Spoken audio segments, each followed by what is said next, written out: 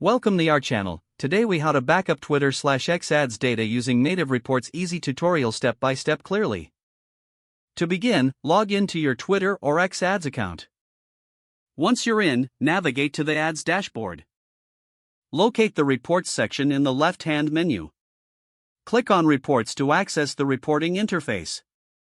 Here, you will see various reporting options available to you.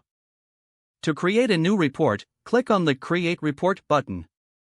Select the type of report you wish to generate, such as campaign, ad group, or ad level. Customize your report's date range based on the data you want to backup. You can also choose specific metrics to include, like impressions, engagements, or spend. Once you've made your selections, click Generate Report. The system will process your request, which may take a moment. After the report is generated, you will see a summary of the data. To download the report, look for the Download button, usually located at the top right of the report. Click the Download button and choose your preferred file format, such as CSV or Excel. The file will then be downloaded to your computer. Locate the downloaded file in your device's designated Downloads folder. Open the file to verify that the data has been correctly backed up.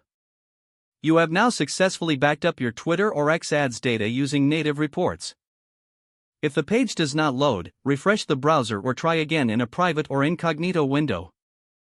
Make sure you are using the correct email address, then retype it carefully to avoid small typos.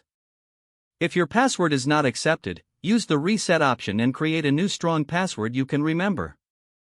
Check your spam folder for verification or security emails, then complete any requested confirmation steps. Enable two-factor authentication if available to improve account security and reduce unauthorized access risk. After signing in, review your profile details so your contact information and settings are accurate and current. If you see an error message, note it down and try again after restarting your device and internet connection. Log out when you finish, especially on shared devices, to keep your account and payment information secure.